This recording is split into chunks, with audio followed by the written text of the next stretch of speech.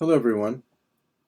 Welcome to a presentation or explanation of how to configure the background monitor of the product Image Focus from New Era software. It's part of our integrity controls environment. Let's begin by talking a little bit about why it's important that you use the background monitor and the fact that it has some unique capabilities that are only available if you use it. This is controlled by a proc called IFOBG. And what it allows us to do is to run the inspection process of image focus on a different defined intervals that you may have set up through the application. Now, the assumption here is that you've already installed the ICE environment and have image focus up and running and have used the inspection process in some of its methods. Those methods include the workbench settings, which I'll show you briefly. The also can be done in batch or can be done inside the health checker for ZOS from IBM. So all of these are available to you as a method of running the inspections, but the running as the background monitor, IFOBG, adds some unique services. One is that it actually looks at the entire sysplex configuration. LPAR by LPAR, each one is inspected, but at the end of those inspections, it then extracts out all the sysplex requirements from each of those LPARs, ensuring that they're set correctly and that each of the LPARs will end up being correctly established within the sysplex and communication between the different LPARs will exist. The other unique feature of using the background monitor, or IFOBG, is the fact that it can track and detect changes that are made to your configuration elements. These would be changes not only in the different ParmLab members or the startup of the various subsystems, JES, VTAM, TCP, IP components, and even CICS if you wish, but it also looks at changes to the inspection process itself to see if the results of the inspection have been changed. So in a scenario perhaps where a member has not been changed, but one of the resources that it points to, a data set for example, has been deleted or moved to a different volume, that change would also be picked up and recorded as part of the monitoring done by this background monitor IFOBG. So to talk a little bit more about this, I want to switch over now to a 3270 session where I have up our VTAM application.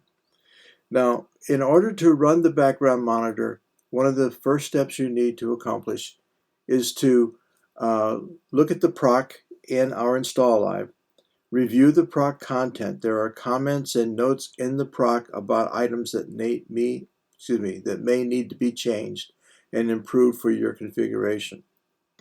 Go ahead and make those changes and make the proc available to be executed. Once that is done, then the next step is we need to initialize some table spaces inside the application. That's done by first going into the workbench environment and look at the list of inspections that have been created. Some would be created automatically by the application the first time it's started.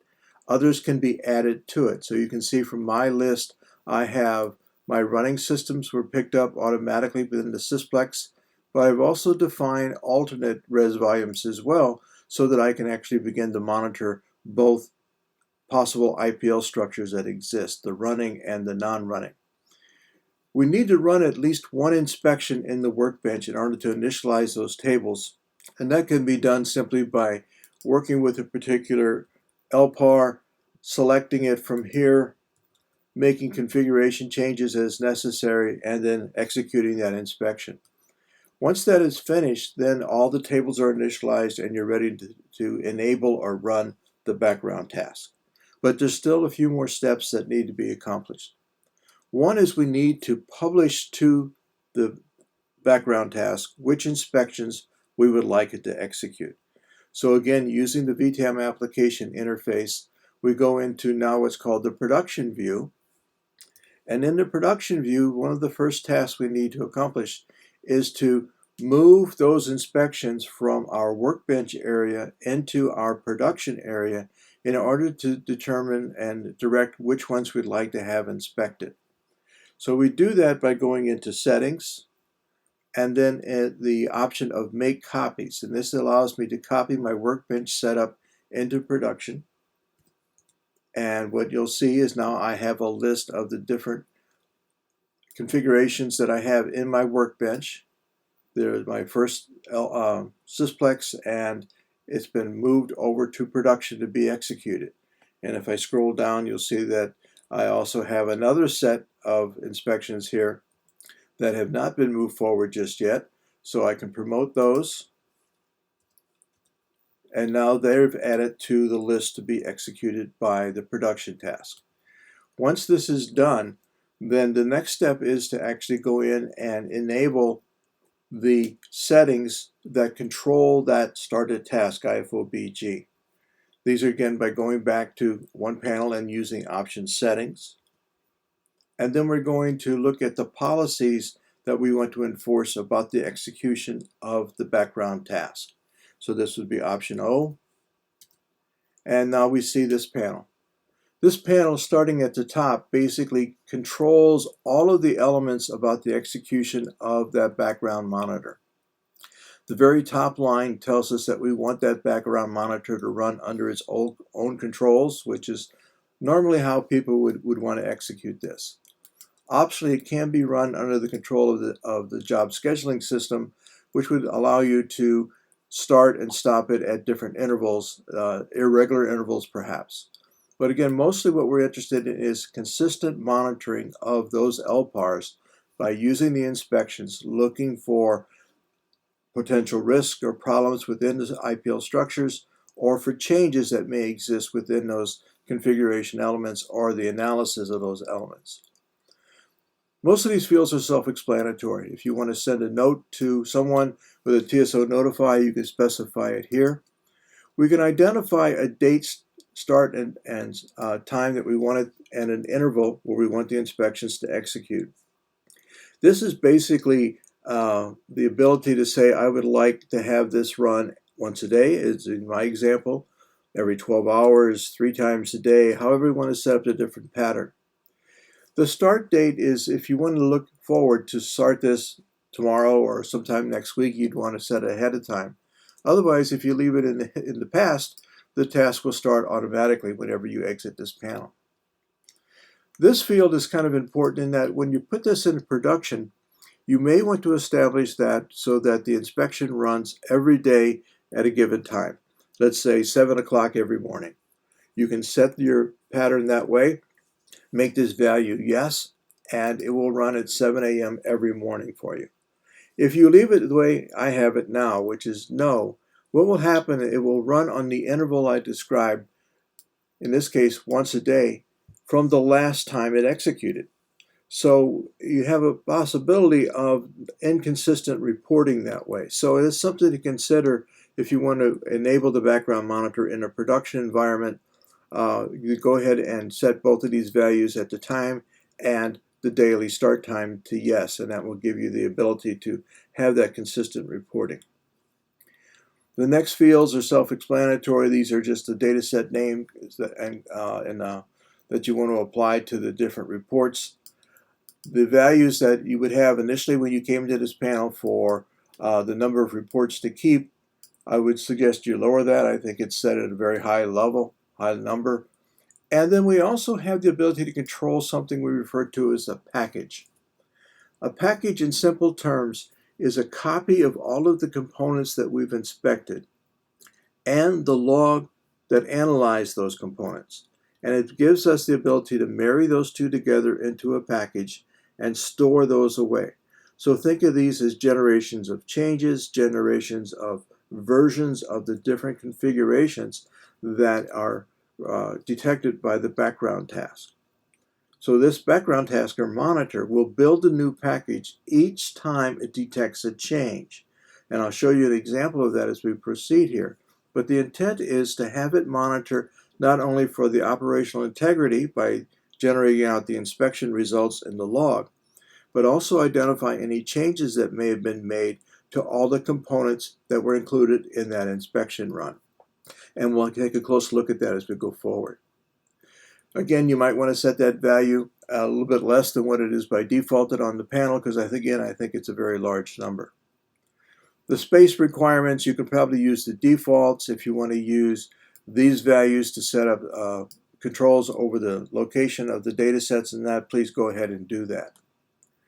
Optionally, we have the ability to send off automatically emails that may be necessary under certain conditions as a result of the inspection runs done by the monitor. So these are the values that you could set here. In this case, I have this set to do not send an email because I use other services for that will be discussed in other webcasts. One of those would be the health checker interface. But you can trigger this as well to say each time it runs, I want an email notification, or I want a notification only if the inspection results in a warning or an error or just an error, or if it's successful. So you have the choice of when you want to see these.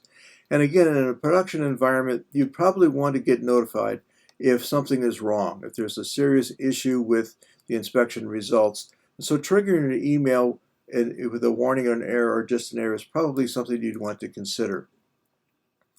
We can also set up notify the TSO user ID on certain results as well. So it's the same idea as if you were, instead of an email, you want just a notify message to go out, you can do that also.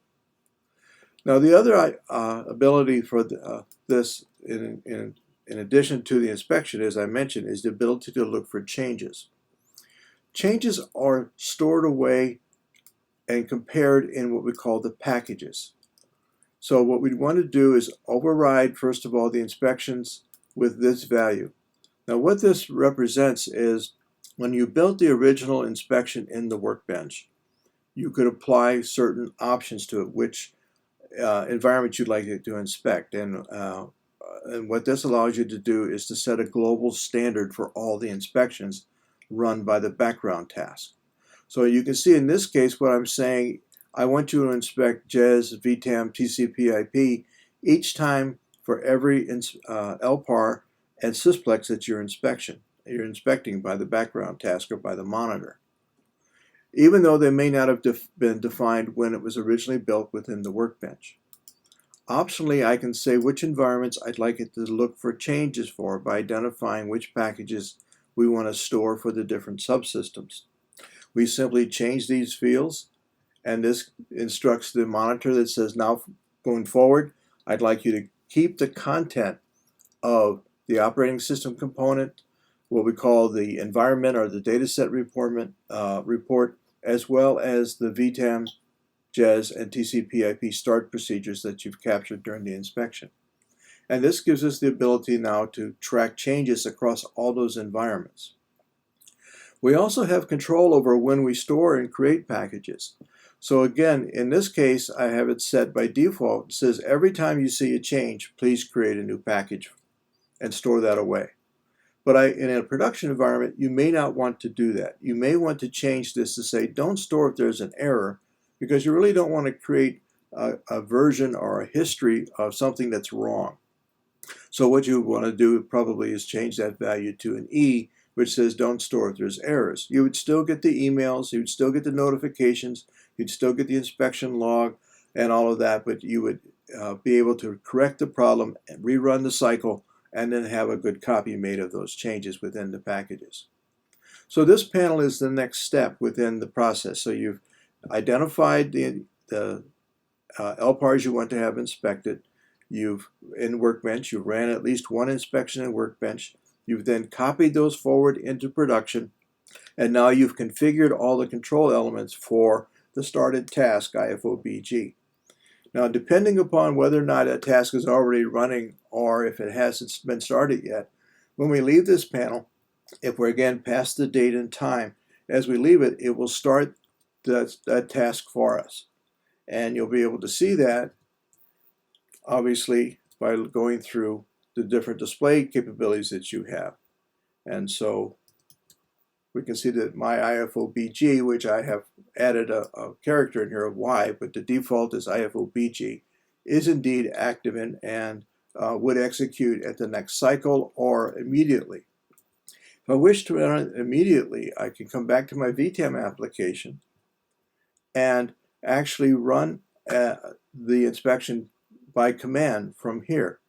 So I can use option C, which basically gives me an overview of all my configuration elements about this monitor and when it's going to run and which options are turned on and whether or not it's active and so on. You can see all of the different configuration characteristics here. At the bottom of the panel are 3 different commands.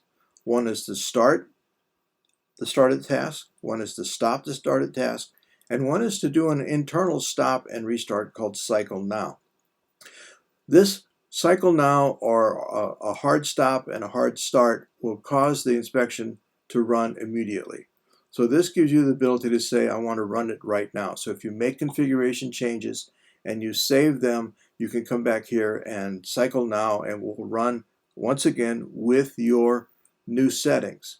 But this is where that interval timing and that hard start time is important, because if you run it at an unusual time and you say I want it to run 8 hours later or a day later as I have it, it will run on that interval from the last execution. So if I want it at 7 in the morning, but I make changes at 2 in the afternoon and cycle it, it's not going to run again until 2 o'clock the next afternoon, unless I've set that value on the other panel of making the hard start time. I hope that's not too confusing, but I think you'll figure it out right away when you get there.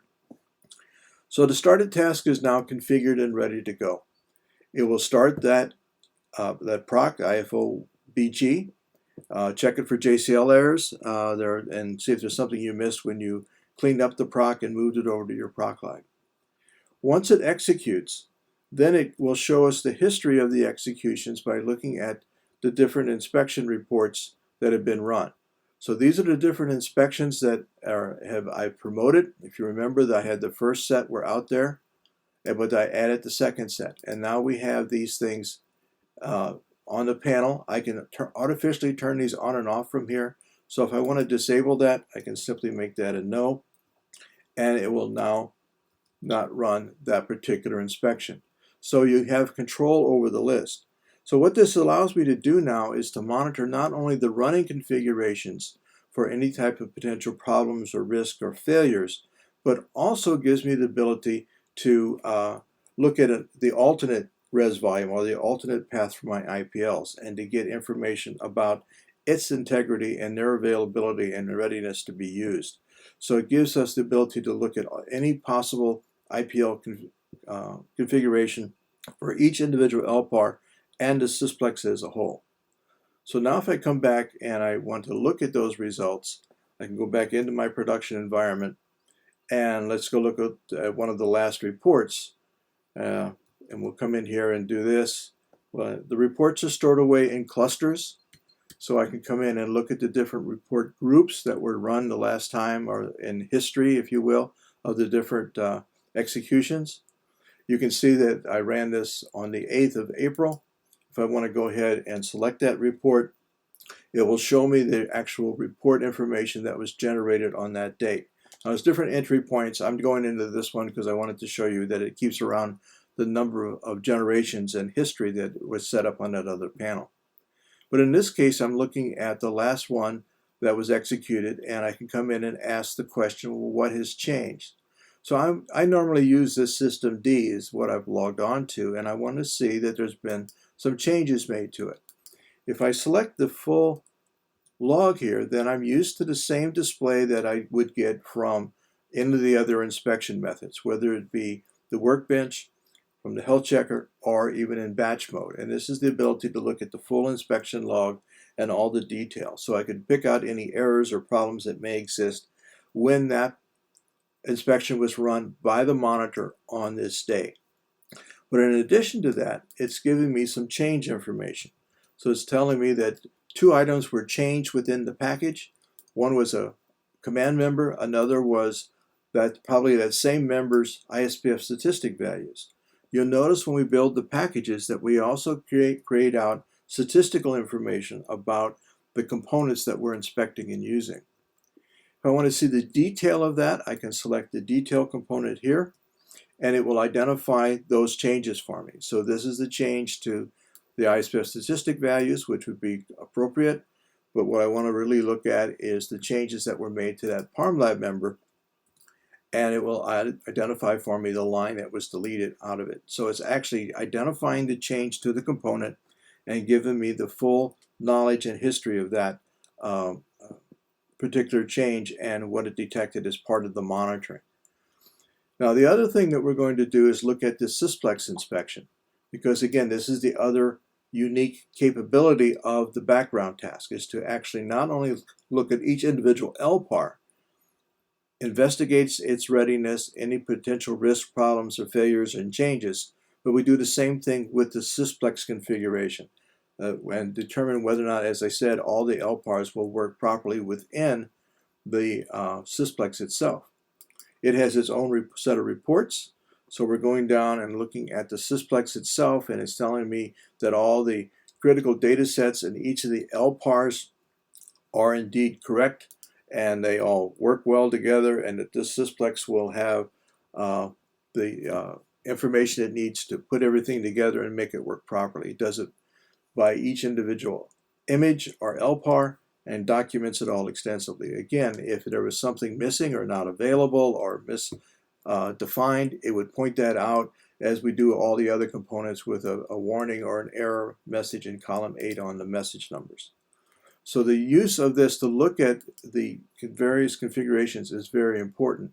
You can see it also looks at, again, summary reports for each of the individual images that it checked. So here it's looking at image number 4, which is the system D that I was talking about, that I was using before. And it identifies for me how it inspected that environment, shows me again all of its data sets and so on, and make sure that everything is well documented and analyzed as part of the inspection. So what we're looking for with IFOBG, or the background monitor, is the ability to say, I want this inspection process to be executed for me on a regular basis by an interval process that I set the interval for, and go out and look for, again, operational risks or problems that may exist within the configuration at the Sysplex level and at each of the LPAR levels. I can do that for running LPARs or non-running LPARs and Sysplexes, and get that evaluation done automatically. In addition to that, I want the product to store away the different packages that it creates, which is the history or the versions of the different changes it detected. So in this case, if I look at those for just system D, here's the history that's been applied, and I can come down to look at any point in time, and this would give me back the same report we saw just a moment ago, where it actually shows me, in this case, the different components that were analyzed, and gives me all the content. So if I wanted to look at a particular member to see what that content was, I can go directly here, and here's the content of the console member at the point in time when this inspection ran.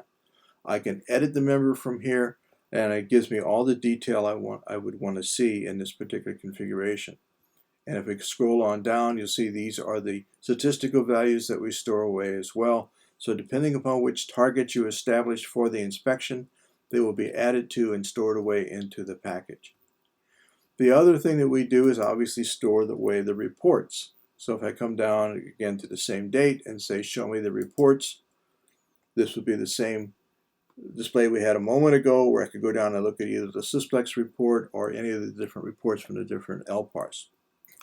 Once these packages are stored, and you can see that there are gaps in the dates where this has been running daily, but if it will only build a new package when it sees a change. So here you can see it ran for over a month with no change to the configuration or to the analysis of the configuration done by the inspection.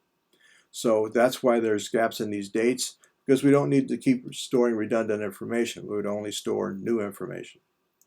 But once it's stored in the package, then this information becomes even more valuable, because what it allows me to do is to do comparisons over time. So if I use option I here, what I can do is actually come back into the history for this particular LPAR and look at the different dates where packages were stored and ask for it to do the comparisons for me. So I want to select this date, and I want to select maybe this original date back in January. And it will compare those two together and show me what the changes have been made to the configuration over that time. So the clock has been changed, the BPXPRM member has been changed, and some of these other members have been altered, some of the statistic values have been altered, and I can come in and view that detail from here as well, and actually look at the changes that were made.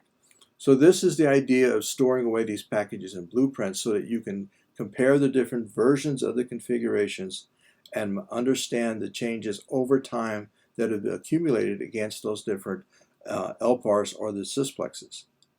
In addition to that, you can use that same history to compare different LPARs one to the other. So in this case, I want to select the history from, where did my pointer go? I want to select the history from D to B, excuse me, and it will give me all the history points. So again, I can select the first one from system D and maybe come down and look at the most current one from system B, and it will run the comparison and again show me what's the same or what's different. This gives me the ability to look at comparisons between different LPARs that are supposed to be identical. They can be put in the process where we've cloned this particular LPAR off another and we want it to be identical.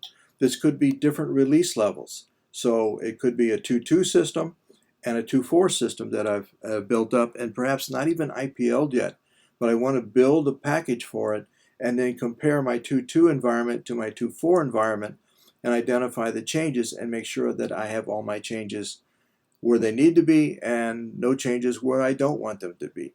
So that's the idea in the store of these packages and the capabilities by the background monitor IFOBG.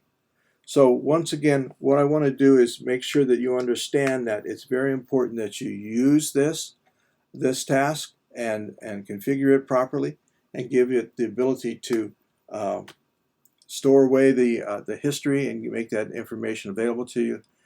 If you have any questions about how to configure or what to do with this, please let us know at New Era by an email with support@newera.com or call our 800 number, and we'll be glad to work with you or set up a separate webcast for you.